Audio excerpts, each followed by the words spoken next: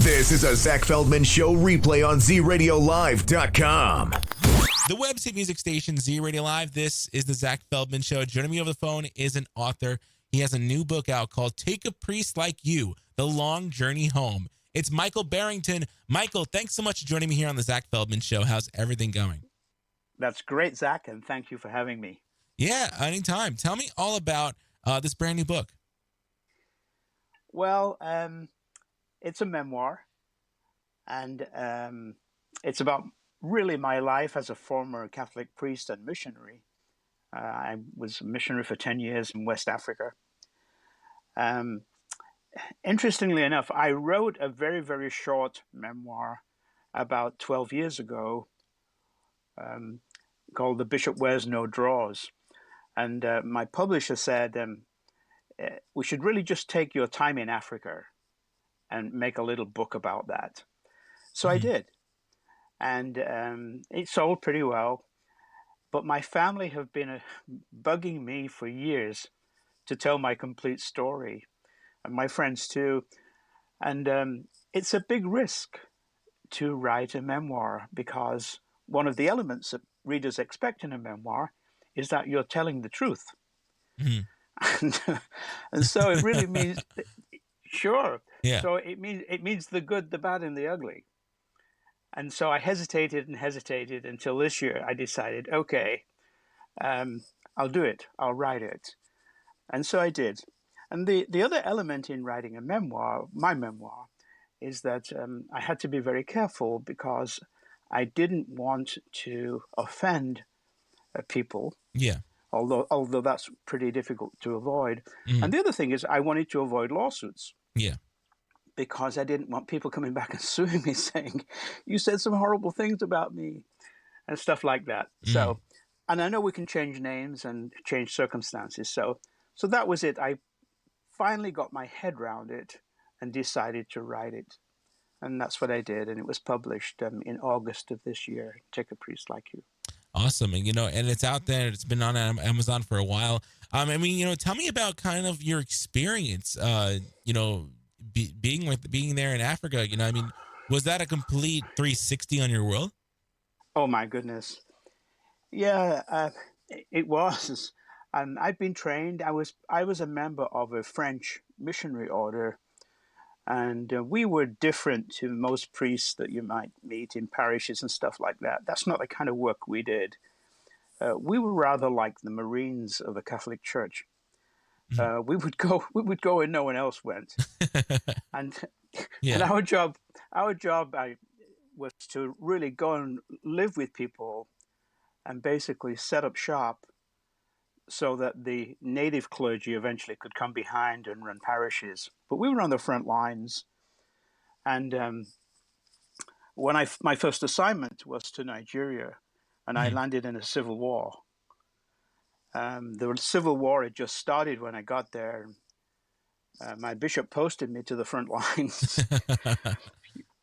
I spent 6 months actually in a college filling in for a guy who was sick, and then I was posted to the front lines.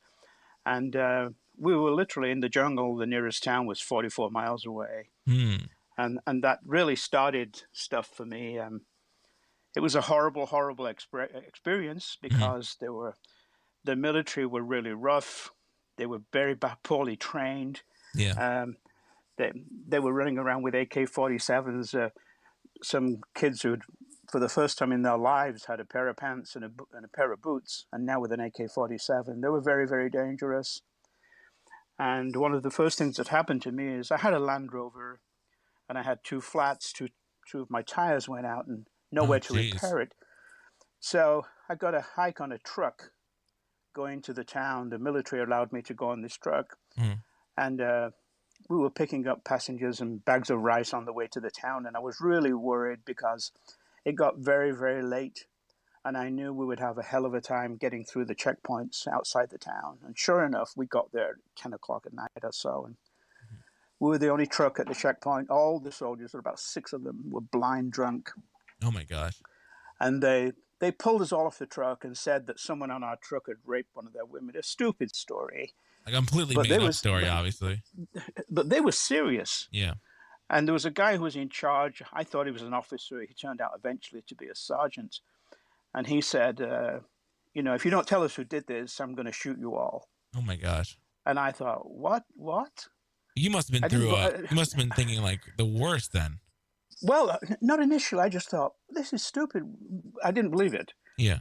And then he said, okay, line up against the truck. So he lined us all up against the truck. There were about, altogether with the passengers, maybe 25 of us.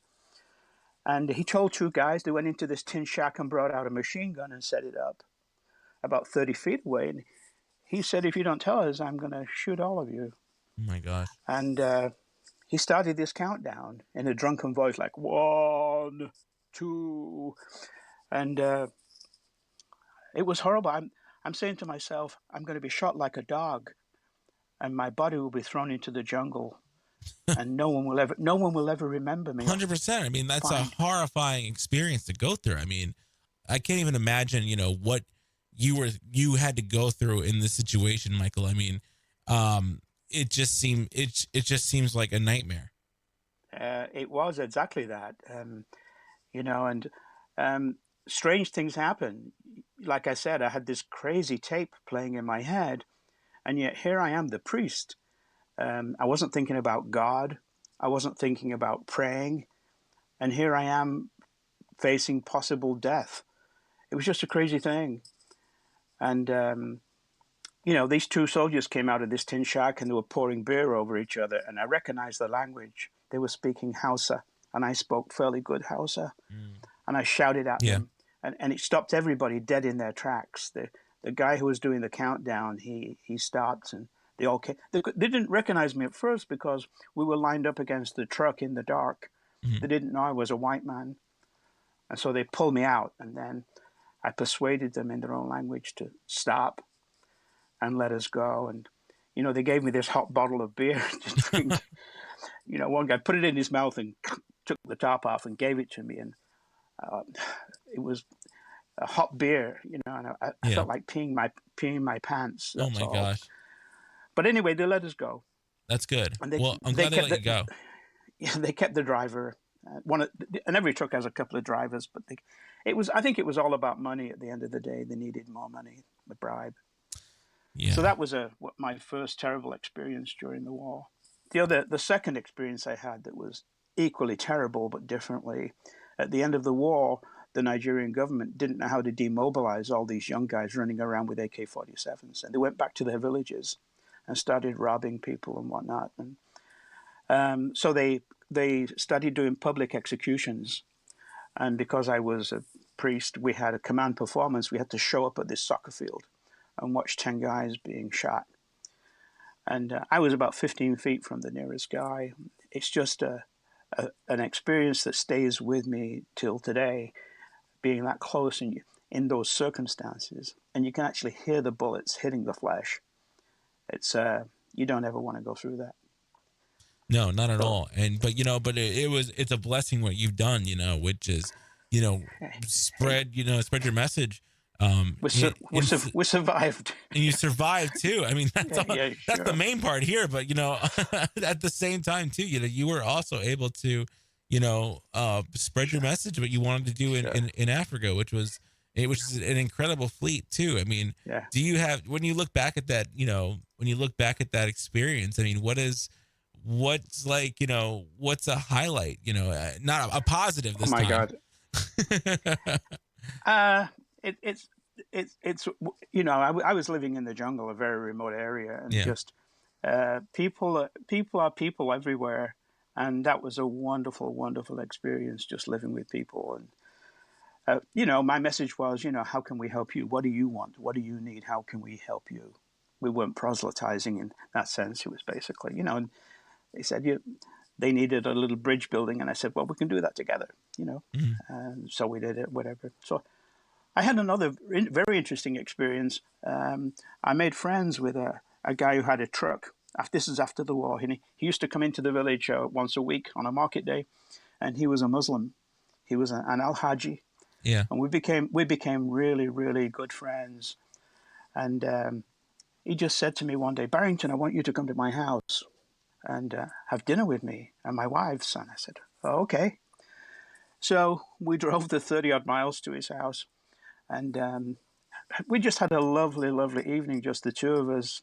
And he used to say, "I'm a bad Muslim. I'm drinking beer." So but we sat down. We sat down and had 2 or 3 beers together. And then he said to me, "I want you to stay the night with me in my house." And I thought, "Oh my God, I really can't do that. Oh, geez. If people find out I'm sleeping in his house, what they gonna-" I had all kind of stupid excuses.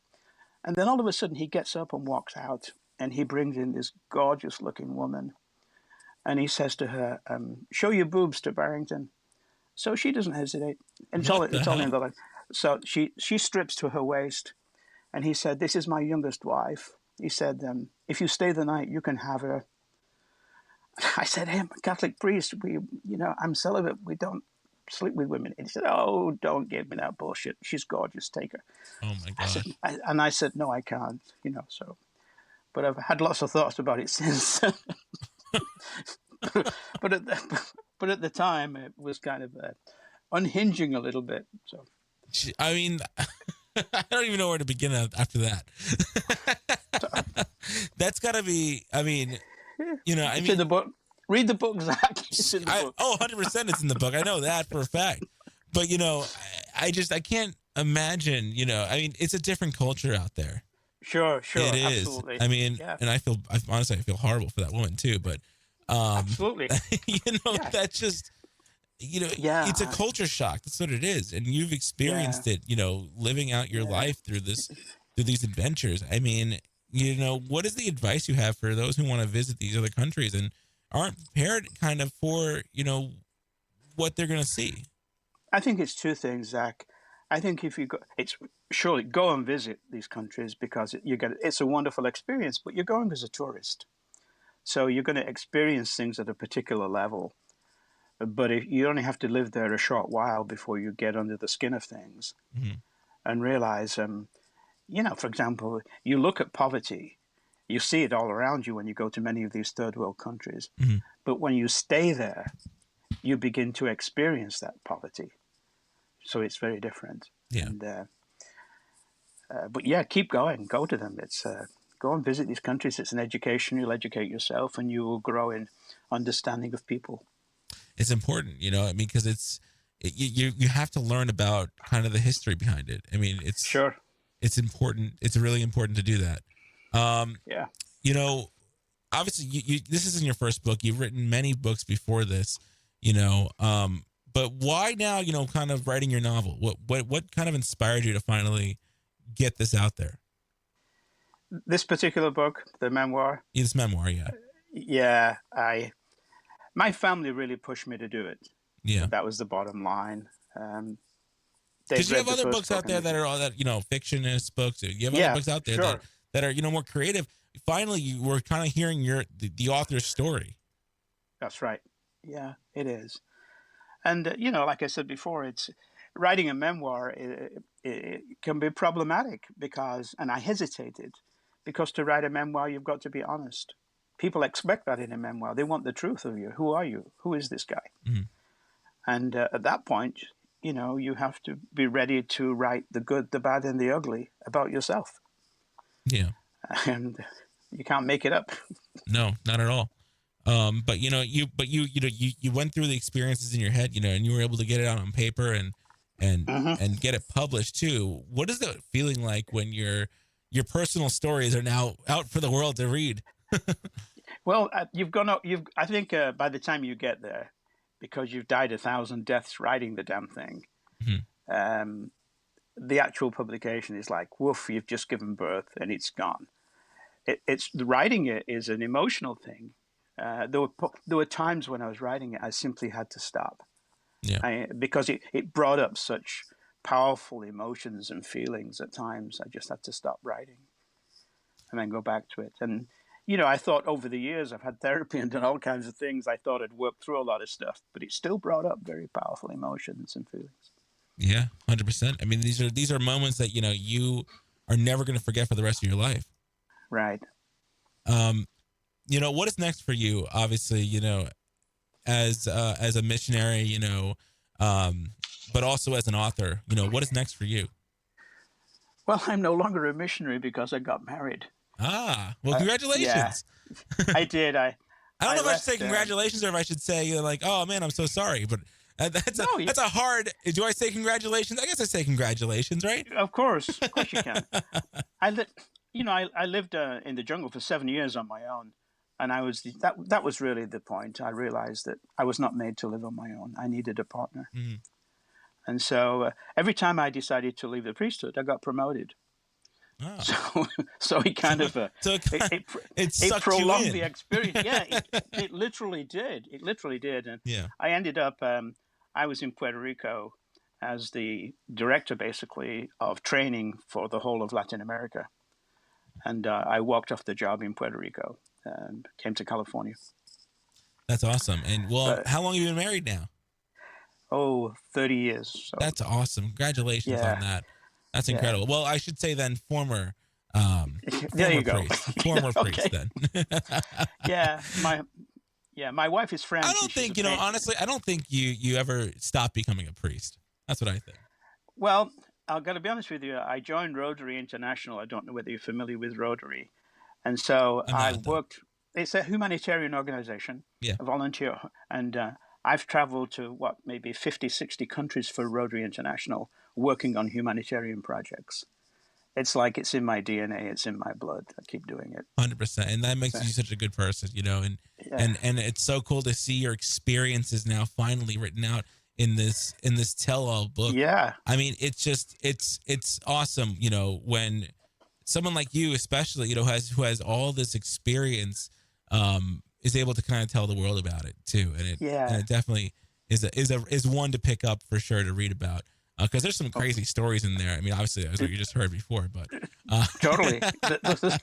Lots more where they came from. Yeah. exactly. But again, I'll ask you again though, too. What is next for you? Well, I've got two other books that I'm really selling very, very well, and they're both about the French resistance during World War II. The first one is Let the Peacock Sing, and the second one is No Room for Heroes. And I've been asked, why did I write two books about the same topic? Not an easy answer, um, because both books take place in France, of course, but on different areas of France. One takes place on the west coast of France, and the other takes place on the east coast of France. And so they're very, very different stories, even though the topic is the same. And uh, I first went to France when I was a very young kid, fell in love with the country, then later on joined a French order and then lived in France. I speak fluent French. Hmm. And I fell in love with the country. And of course, uh, in the UK, as opposed to the US, in the UK, when I was in school, for example, in grade school and then later on in high school, um, World War II, was still fresh in people's minds. And so I had uncles and aunts who'd fought in the war, who'd been to France. And I just got fascinated with history. And so I wanted to write about it. And then when I lived in France, I began to see places and go to places where the resistance had actually worked. And then just full circle, I married a French woman, and my father-in-law fought as one of the resistance in France during World War II. Mm. So I just had to write about this stuff. There were so many, many stories. And interestingly enough, the Let the Peacock Sing right now is being reviewed by ITV in the UK as a possible television series. That's awesome. As it's selling really, really well. Let the Peacock Sing is one of my best sellers. Oh, that's amazing. Well, I'm so excited to see that come to life. That's gonna be a lot of fun. Yeah, Um, that's gonna be a lot of fun, and I'm excited to see that come to fruition. You definitely got to come back when you're ready to promote that, because I would love to talk to you more about that series super. coming to light. But right now, Yeah. obviously, take a priest like you. The Long Journey Home is on Amazon right now. And for those who want to find you online, where can they go for the website? They can go to my website. Just go to mbwriter. That's mbwriter.net. And you get it all on my website. All my books are there. And I also do a blog on my website. Nice. That is awesome. Michael Barrington, I mean, I can't thank you enough for coming on, telling us about some of your stories in the book too. But definitely check out more of his stories at Take a Priest Like You, The Long Journey Home, and it's available on Amazon. Michael Barrington, thanks again for joining me here on the Zach Feldman Show, and best of luck with everything. Zach, you are awesome. Thanks for having me. You are awesome as well. Definitely come back. The website music station, Z Radio Live, back with more Zach Feldman Show. Want to hear more? Listen to the Zach Feldman Show every Wednesday at 8 p.m. Eastern Standard Time on ZRadioLive.com.